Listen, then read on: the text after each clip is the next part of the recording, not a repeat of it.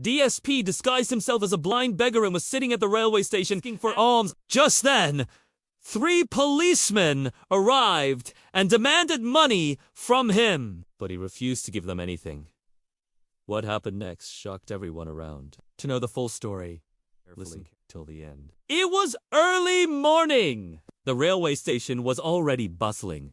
The shrill whistles of trains, loud announcements, the cries of coolies. Tea vendors shouting for customers. There was not a single moment of silence. A flood of people rushed through the station.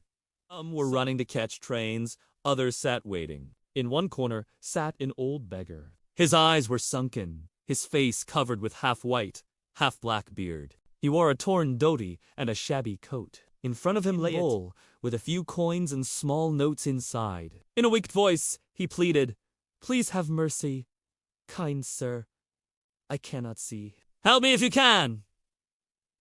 Some people ignored him and walked away. Some tossed a coin or two into the bowl. But nobody knew the beggar's real identity. His name was Arindam Sanan, officer, ADSP.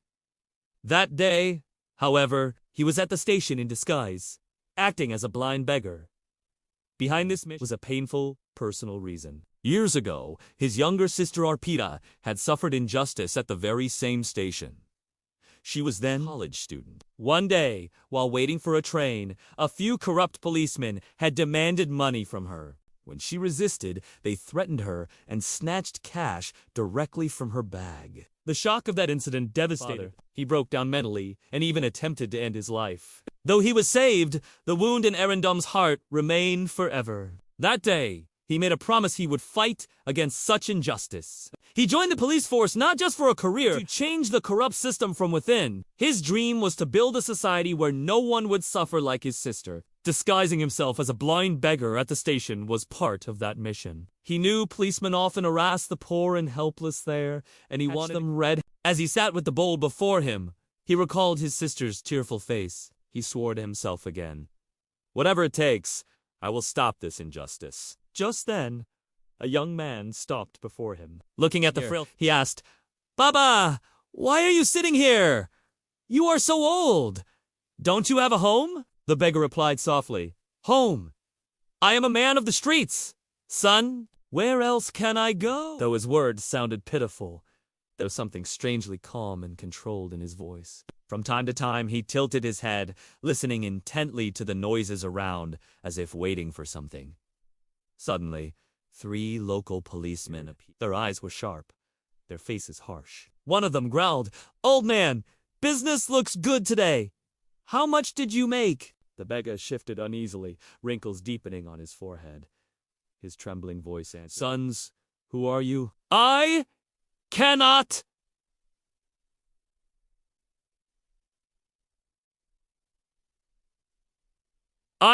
see." One policeman stepped forward and barked, "We are the police? That's all you need to know. Hand over what you've earned today." Quietly. The old man joined his hands desperately. "Please, kind sirs, whatever I get, I use to fill my stomach." "Show me mercy!" Another officer snapped angrily. "Enough drama! Do as we say, or else you'll regret it." The beggar seemed to flinch. This time, his grip tightened slightly on his bowl. Slowly, he raised his head. A faint, mysterious smile curved on his lips. The bustling station carried on as usual, but a few nearby people had begun to notice. A coolie shopkeeper. "See that? 3 policemen are harassing a blind old man!" A woman beggar nearby muttered. "They didn't even spare this poor fellow today. Looks like they won't leave without money." The policeman grew angrier. One sneered, "Stop your nonsense. Hand over the bowl." He snatched it up, shook it. The coins clattered to the ground, but when he checked inside, it held nothing except a few coins and some old notes. Another policeman, the fattest of the 3, growled, "Where's your stash? You must have money hidden in your coat." He reached for the beggar's pocket. Suddenly, the old man's voice thundered, "Stop!" The 3 policemen froze. The curious crowd fell silent. The frail beggar no longer looked weak or helpless. Slowly, he lifted his face and asked coldly, "Are you so sure that I'm blind?" The policemen stared at him in disbelief. The crowd murmured among themselves. For For the first time, the officers felt fear. The beggar reached for his face and removed his dark glasses. His eyes were clear and sharp. He looked straight at the policeman and said, "Do I still look to you?" One of the officers nearly stumbled back. Shock rippled through the onlookers. Why had this man been pretending to be blind? The old man's voice grew deeper. "Do you want to know who I really am?" The policeman stepped nervously. Trying to regain control, one of them barked, "Enough of this drama. Who you are doesn't matter.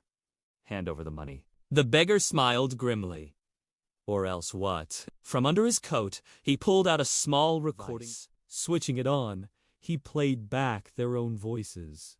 "Stop your drama. Hand over what you've got quietly, or else..." The police faces turned pale. The crowd surged closer, now burning with curiosity. The beggar then took out his ID card. In bold letters, it read, "DSP Arindam Sen, Sid Branch." Gasps spread through the crowd. The three policemen looked as if the ground had vanished beneath them.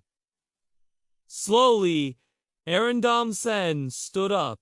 The helpless beggar was gone before them. Now stood an officer whose very presence made criminals tremble. His voice roared. "Aren't you ashamed? Instead of protecting the people at this station, you extort them. You disgrace the uniform you wear." One officer trembled so badly he could barely stand. "Sir, we didn't know." Arindam's glare cut through them. "You didn't want to know.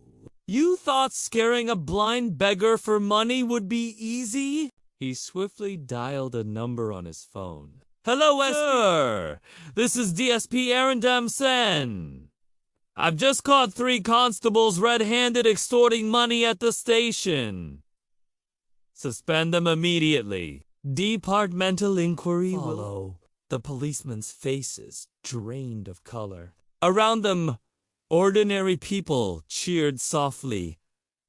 At last, a real officer. Finally, someone brave enough to catch them. One old man stepped forward, folding his hands. "Son, you are the kind of police officer we always prayed for. If there were more like you, the world would be a better place." DSP Arindam gave a small smile. "I only did my duty, but you all must do yours. Whenever you see wrongdoing, speak up. Do not stay silent out of fear." As he walked away from the station, people saluted him with respect. The air seemed to carry a new fragrance of change. That day, a message was written clearly in everyone's mind. The law never sleeps. Power or position cannot hide corruption. In the end, truth always comes to light.